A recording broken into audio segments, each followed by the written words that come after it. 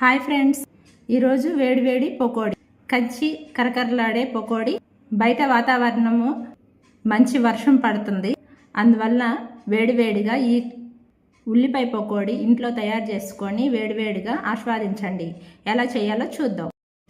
కావాల్సిన పదార్థాలు: 1 కప్పు ఉల్లిపాయలు, 1 రెబ్బ కరివేపాకు, కొత్తిమీర, సన్నగా చీల్చుకున్న పచ్చిమిర్చి, సన్నగా తరుగుకున్న అల్లం తురుము, ధనియాల పొడి, వేయించుకున్న జీలకర్ర పొడి, గరం మసాలా, 1/2 స్పూన్ కారం, తగినంత సాల్ట్. అన్నీ ఒకసారి ఇట్లా మొత్తం మిక్స్ చేసుకోవాలి. అన్నీ వేసుకున్న తర్వాత ఇలా ఉల్లిపాయల వాటర్ వచ్చేదాకా బాగా పిసుకోవాలి. బాగా ప్రెస్ చేస్తా ఇలా కలిపితే ఇప్పుడు ఉల్లిపాయల్లో సగం శనగపిండి, 4 స్పూన్ల బియ్యం పిండి అన్నీ వేసుకున్న తర్వాత పైన ఇట్లా స్మూత్గా కలుపుకోవాలి. ఇప్పుడు కొంచెం వాటర్ యాడ్ చేసుకొని బాగా ప్రెస్ చేస్తా బాగా కలుపుకోవాలి.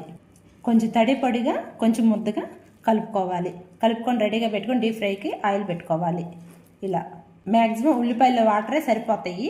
సరిపోకపోతే 2 స్పూన్లు వాటర్ యాడ్ చేసుకొని ఇలా కలుపుకోండి. డీప్ ఫ్రైకి ఆయిల్ పెట్టుకొని ఇలా చిన్న చిన్న ముద్దలు తీసుకొని హీట్ అయిందా లేదా చూసుకొని ఇలా జస్ట్ తడి పొడిగా ఇట్లా ముద్దలుగా వేసేసుకోవాలి. వేసుకున్నామంటే 2 నిమిషాలు వదిలేసేయండి.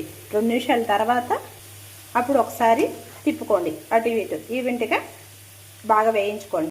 పకోడీ వేసినప్పుడు హైలో పెట్టుకొని తర్వాత మీడియంలో పెట్టుకోండి. ఇది తప్పనిసరిగా.